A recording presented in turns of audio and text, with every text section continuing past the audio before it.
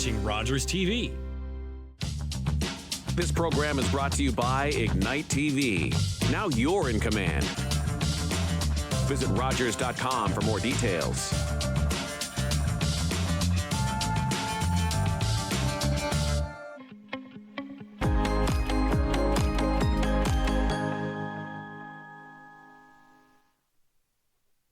Another edition of Living Well, Giving Well on Rogers Grey County. This is our third show. I'm Fred Wallace along with my co-host Denise Reid, and we're talking about philanthropic giving and wills, and we're talking about how you can leave a legacy and an enduring image of your time on Earth when you're not on Earth. Again, Denise Reid is my co-host, and Denise, it's time to meet our guests for this program. Thanks, Fred. Once again, we have Stuart Reid from the Community Foundation. Stuart's been here for the last couple of weeks helping us out, and we also have a fund holder, Kerina Elliott, who's joined us today. Thank you. Lovely to be here. Kerina, let's start with you. Tell us how you're connected to Stuart, and then we'll ask how Stuart's connected to you, because it seems pretty symbiotic. Well, as a fund advisor is one thing, but Stuart and I met several years ago when I moved to the Owen Sound region. I decided that I wanted to become a volunteer. The Community Foundation seemed to be the right place to be. He and I have music since that time, so we've been friends and obviously participants on the board together since that time. Stuart, tell us about Kerina and how she came to be with the Community Foundation. Well, we're very grateful for all Kerina's ongoing input and influence. Kerina came to the community with a great deal of expertise in good governance and business practice, and she's been an amazing volunteer that's helped shape our strategic direction and been support for good governance at the Community Foundation through her work on the board. And then while she was with us, Kerina and her family also started a fund with us, a philanthropic fund that we were going to talk about today. Well, I think we talked about that in another episode of volunteering. And when you volunteer, you then become more familiar with whatever organization you're volunteering for and getting a passion for that. Do you agree with that, Kerina? I would agree with that wholeheartedly.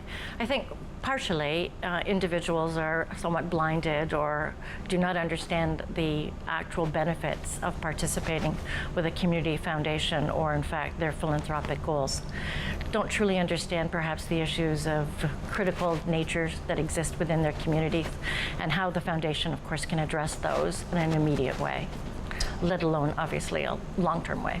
Kerina, you mentioned that you're from the Kitchener-Waterloo area and you came here. What attracted you to Community Foundation? Was it a quick attraction or did you have to find it? I had to find it. I volunteered in a number of ways with a number of organizations when I immediately retired and moved here. And it was really trying to find ways and means in which I could have dramatic impact, could use my leadership skills, my communication capabilities, those kinds of things to an organization or bring those to an organization. But I also wanted to work with my mind. I wanted to work strategically. I wanted to figure out ways and means where I, as an individual member or my family, could really change the nature and the face of where we were. And that was Owen Sound.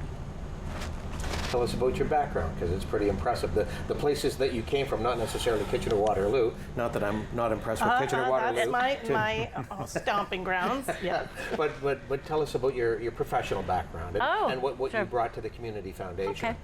Professional background, a graduate of Laurier, obviously a local university, looking for ways and means in which I could participate with them after graduation. Became an administrator, moved my world through becoming an educator, a professor. Moved on, of course, to join the world of business, joined a local organization, privately owned, M&M Meat Shops as an organization, and helped them and assisted them in developing their long-term commitment, their long-term direction, and obviously growing an organization from a very small corporation to beyond. Those were the skills that I garnered over those years. I was given opportunity, I was exposed, I grasped those, and gradually, of course, moved forward. So coming to the foundation was just the next logical step. Well, and I'm sure, Stuart, that as seeing that background, what Kerina has to offer, I'm sure you were I'm not saying chomping at the bit, but that kind of experience is just amazing for your organization. It is, and we are volunteer-led. Our 12 members of our board of directors have diverse skill sets, and we also have people coming from various parts of Grey Bruce. True, we try and have geographic diversification in terms of leadership, and that sort of being plugged in locally is something that sets the community foundation apart from maybe some other mechanisms with the corporate banks and things where people could start their own foundation or give or find ways of conducting philanthropy through a bank. But we have that local knowledge, and we know about local impact, and I think we grant very strategically, and we're able to focus on issues that benefit from our knowledge around vital signs and community development. So yeah, we were thrilled when Kerina joined us, and as we are when we always get a new board member, and Kerina led our board for a term, as well as was really instrumental in some of new initiatives like our strategic impact investing program, which brings some of our investments back from the global marketplace where we're trying to plug in locally in Grey Bruce as well. And you've been integral to that initiation. Tell us about the board, if there's other Kerinas out there that would like to be involved and hopefully start their own fund the way you did. I mean, one, tell us about the board and tell us how unique that process was that Kerina started her own foundation out of a foundation. Well, we're always seeking new board members as well, and if you visit communityfoundationgraybruce.com about us, there's a profile. We usually update that. We do a skill set analysis of who's sitting around the table and who's missing and what sort of skills we're after for things that are ahead in our business. So we're always trying to build new relationships. So if someone would like to be involved, we'd love to hear from them. Please reach out. And you know, it's exciting work, I think, and Kerina and her family learned more and more about some of the need in the community through being at the board table and listening to information through vital signs, and some of the unique perspective we garner from being a granting agency is we get to read all these applications from agencies right across Grey Bruce. We kind of understand where the needs are and who does what, and so that gives us a great deal of power in terms of our knowledge. And I think that kind of prompted you to consider about some of the areas that were of particular interest to you and your family, and to build a fund around that. Yeah, sure, absolutely. I think the critical issue for my husband and I is that as we learned more about the community foundations and the terrific work that they could do about providing legacies in perpetuity, being able to really drive dramatic change, to be able to really establish a philanthropic viewpoint that is long-term, and yet simultaneously just the nature of the program allows us as individuals to impact particular issues at particular points in time in the here and now. And beyond that, there is a reward, a personal satisfaction, a personal enrichment that comes from individuals that participate in developing a fund, because you feel that you really are addressing specific issues of need within your own community in the here and now, and knowing, therefore, that in the long term it will still continue. So do you, without getting, I mean, the numbers, how did you start? How did you then decide? Is it, I guess if I want to say, a bulk payment? Is it you were able to give once a year, and then from there, how did you take it and decide? Because through experience, I know that the foundation can give you options of what your interest is and what your passion towards. So give us a little feel of that. Okay, so certainly. So I won't give actual specifics, but we started out slowly. It was a two-pronged approach. It was obviously the concept of learning knowledge first, understanding issues that existed in the community at large, and we were able from that to develop or establish what we thought would be the goals and objectives of our particular fund. And so we committed to those types of things. the secondary component to that would be that once we developed that, we were able to sort of start slowly and say, what really are we trying to achieve in the long term? What are our philanthropic objectives? What is it that we really want to achieve in terms of activities in the community that we feel strongly about? Okay. And based on that, we started slowly and surely establishing a fund, providing little tidbits along the way. We've provided even more tidbits as those have gone on. And now we're at this stage where we have, in fact, in creating our estate and in creating our will, established that the Community Foundation will be a recipient in the long term. So we have the wherewithal. We know what we're doing, we think. We know what we're doing, we know what the need is. We can expect or have an understanding of what we anticipate the need will be in the future. And of course, the fund will be there to address those needs. So, and the funds, and I'll address Stuart on this too, the funds that are given, if I can recall, is there needs to be a certain amount met before money can then be dispersed out of the fund? So we have, that's correct, Denise. We have some thresholds when you're establishing a fund. The first goal is $5,000 to open a fund. And then depending on the pool of investment, there's thresholds about when you begin to grant. And in the regular pool of investment is $25,000, and then we have enough assets to generate a meaningful grant back to community. And the situation Kerina is describing too, I should add, that's a donor advised fund. So it's an ongoing relationship with the foundation too. So we talk every year about the opportunity, about the needs that we understand in the community, and what Kerina and Dave's interests are particularly, and try and forge a match.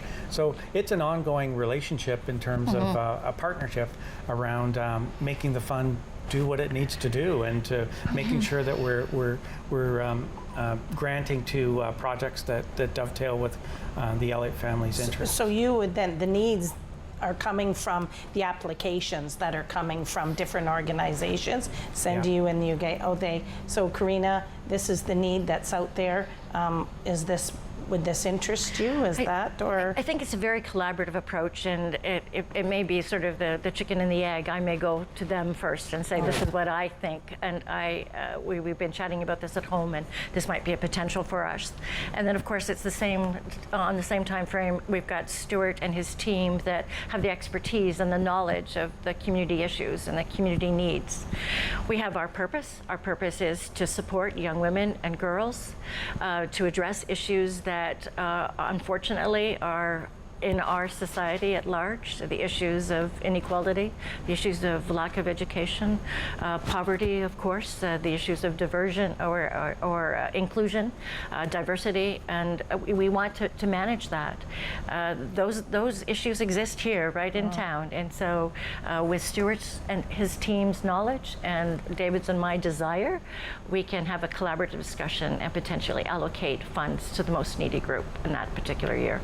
This is Living Well and Giving Well on Rogers Television. This is episode number 3. And again, our goal, as Stuart and others have mentioned, is to make sure that we have philanthropic funds and giving through your will and through your lives for legacies and also enduring images. I want to throw it back to you, Stuart, as it pertains to the Community Foundation, and also, I guess, to you as well, Kerina, that you have specific need, or you have a blanket of areas that you are going to support, but somebody could also set up a specific fund, and I'll use the lacrosse group as maybe the best example, or a good example, Stuart? A great example. So it can be, you can designate an agency or a project or a field of interest, and I've named, those are 3 types of funds we manage.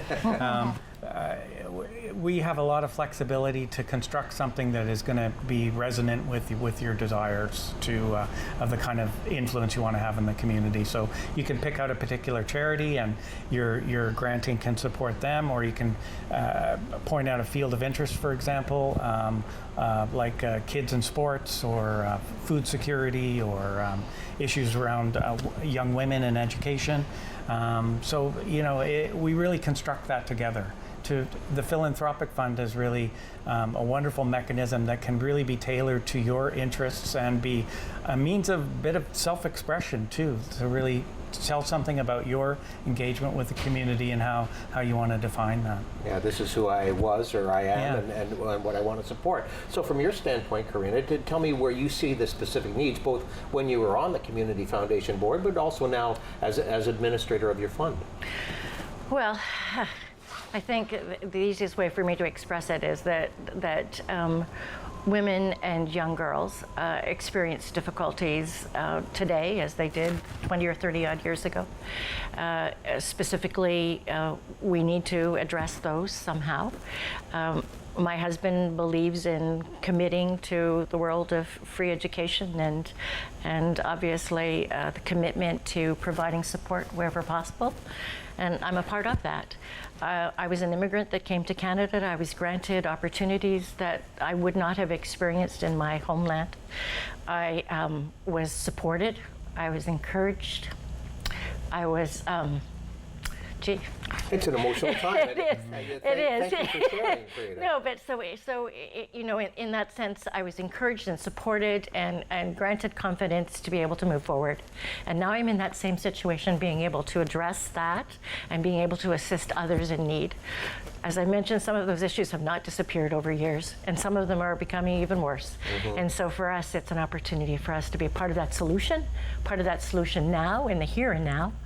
And with Stuart's knowledge and expertise and our limited knowledge in many respects of community needs, but our capabilities, we're able to obviously address that and look forward, of course, to the longevity of that after we pass. Can you give us an example of an area that you have supported and where you've seen success, if not staggering success, in terms of going forward? I wouldn't call it staggering success, Okay. but great success so far. So Staggering is next year. Yeah, maybe, yeah, exactly. So we're a relatively young fund, and so we've only been granting for a few years as such, less than a 5-year time frame. But we've developed a partnership with a program and an organization called the Scientists in School. It's an organization that promotes the learning of STEM, science, technology, engineering, and math in our local schools and schools right across Canada, in fact. It's designed, and it was originally designed to introduce young girls to the opportunity of having an education in a world that they would never anticipate. They were never encouraged to understand. And so the STEM program, it really is a way and means in a practical way, a very experiential way, to take it to the schools and allow girls to experience STEM. The boys come along, obviously, at the same time.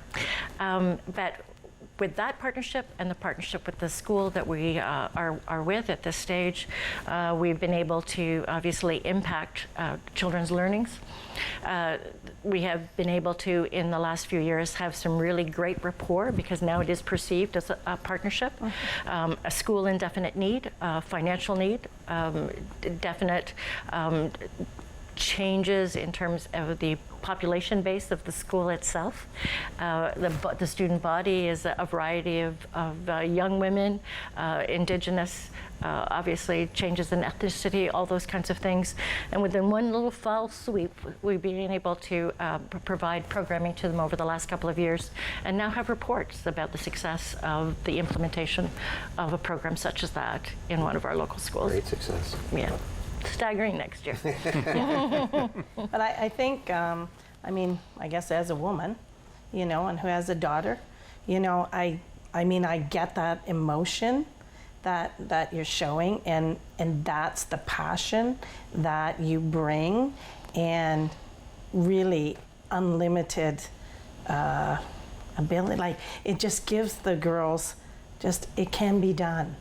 An opportunity. I certainly would agree with you. I feel blessed to have come to Canada, feel even more blessed to experience opportunity, and now I feel blessed that I can pass that heritage along or that legacy along to others. Knowing that in the near future, when my needs change, perhaps my ideas might change, perhaps the crises that exist in our community might change, that I have the flexibility to be able to change the frameworks of our fund and direct them where they're needed. So right now, right here and now, this is where we're focusing our time and attention. But that is the flexibility, though, that can be done with Community Foundation. There's lots of options to go where you want to go. So that donor-advised relationship, yeah, it's a back and forth. And Kerina is also describing a really important component is that sharing about impact. So with each grant that we give to an organization in the community, we always ask them to tell us the story on the other end. Like, how did this work? You know, how many people did you touch? Do you have any anecdotal or narrative from someone that was affected by the program? And we love sharing that back with the fund holders, because that's the passion, right? That's the engagement with our work and with the work of charities in Grey Bruce, that you know, putting that together is the reward, is that wonderful acknowledgement of what impact a leg up can give, can change the course of a life, and that's really wonderful to hear about. You get lots of feedback. We do, yeah. We go out and seek it, and when we can, we go and try and visit out in the field too, some of where our grants are working, and learn from people right on the on the streets about what's going on and what did this mean to you, and how has this affected your situation. So great storytelling that we love to share. We'll be back in a moment. Stuart Reid, Executive Director from Community Foundation Grey Bruce, is with us, along with Kerina Elliott, Fund Advisor for the Elliott Family Fund. You're watching Living Well, Giving Well on Rogers TV. Hi, I'm Lisa Campbell, and I work with Habitat for Humanity Grey Bruce as their Partnerships Manager. Habitat for Humanity Grey Bruce is a nonprofit home builder dedicated to serving communities within Grey and Bruce counties with an affordable homeownership model. Qualifying families purchase Habitat homes with zero money down, interest-free mortgages held by Habitat Grey Bruce. We also own and operate 3 retail Restore locations in Owen Sound, Port Elgin, and Hanover that sell new and gently used building materials, appliances, and so much more to support our cause. Habitat Grey Bruce offers a rare opportunity to actively participate in reconciliation with First Nation people of the Saugeen Ojibwe Nation. This model of hope engages, educates, and empowers participants while building relationships through learning, experiencing, and working together. It's no secret we are experiencing a global housing crisis. In Grey and Bruce, 1 in 4 houses are unaffordable. 1 in 7 residents live with low incomes, and over 1/3 have lost hope of ever owning a home. Together, we can offer a solution. Habitat for Humanity has incredibly unique funding models. 100% of all donations received go directly into building affordable housing. Your donation doesn't just build houses. It strengthens the very fabric of our community, changing lives in Grey and Bruce for generations to come. Your support, be it a one-time gift, a monthly pledge, or a legacy in your will, lays the foundation of hope for countless families. It's more than a donation. It's a commitment to a future where everyone has a decent place to live and call home.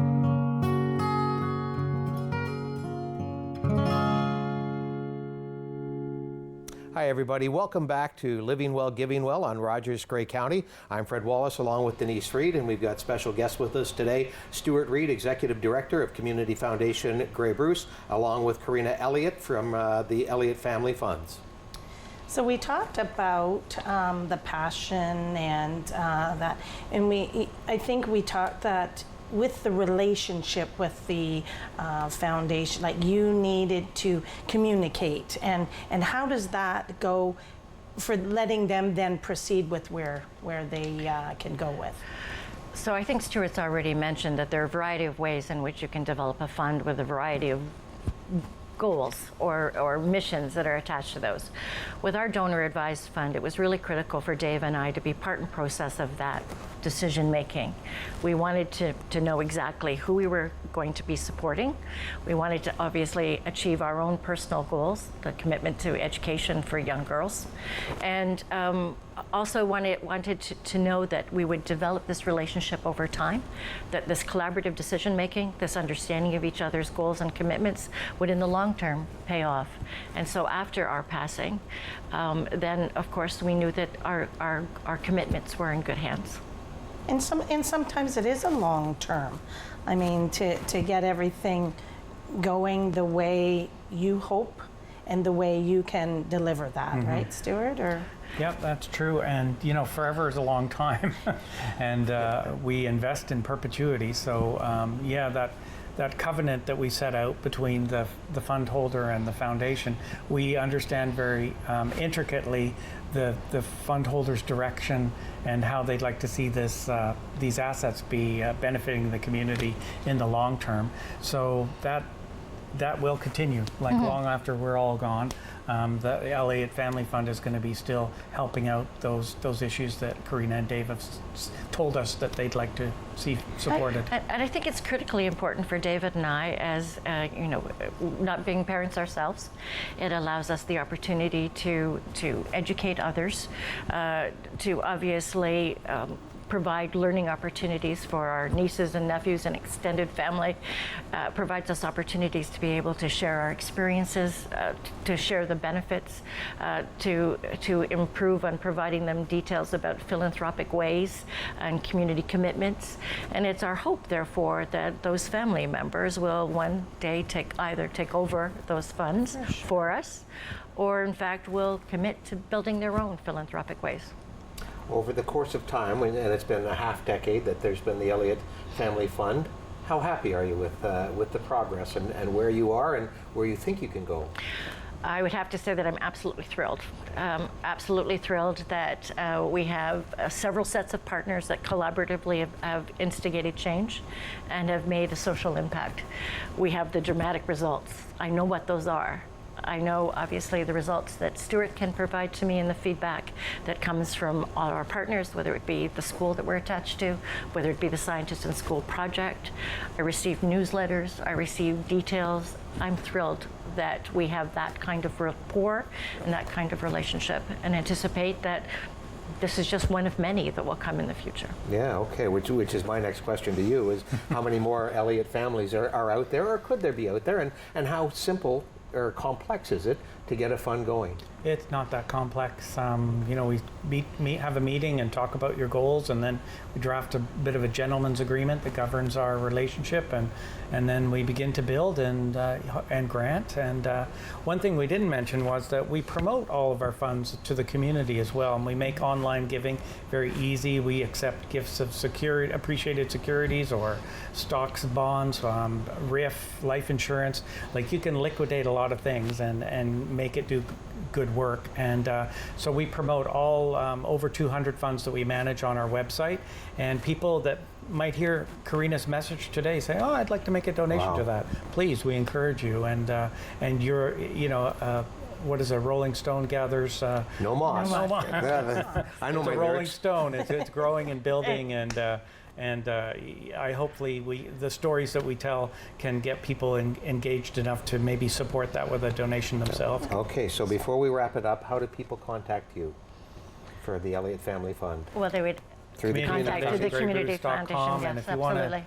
donate, you hit donate on the top thing, and there's a whole list of the funds comes up, and you can make a selection, and Canada helps. Yeah. I'm And if- sorry that we're out of time. It's been really great to have them. If anybody wants any questions, comments, you can send it to livingwellgivingwell@rogers.com, and we'll be able to, if we need to get more information from Kerina or Stuart, we can do that. Thanks for joining us today. Thanks to Stuart and to Kerina for joining us today. you. Again, as Denise mentioned, it's livingwellgivingwell@rogers.com. Please join us for our next edition. We're going to have Lori Fox join us from the Canadian Association of Planned Giving. This is Living Well, Giving Well on Rogers, Grey County.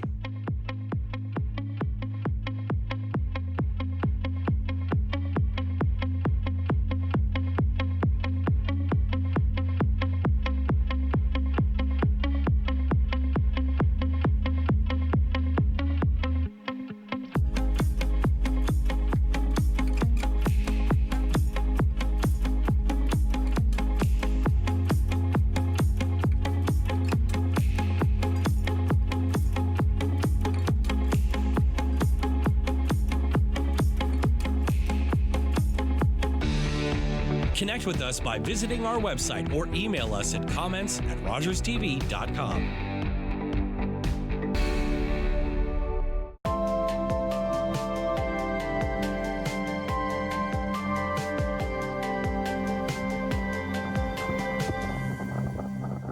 You're watching an interesting local show on Rogers TV and you want to know more. That's when you head to RogersTV.com. Our website provides more information about our programs, our hosts, our schedule, and about how you too can get involved with Rogers TV. Visit us online at RogersTV.com. It hurts every day. Each post feels like a dagger. I thought they were my friends. There's no escape. But thanks to your prayer line, you listened and you cared. I found hope in Jesus.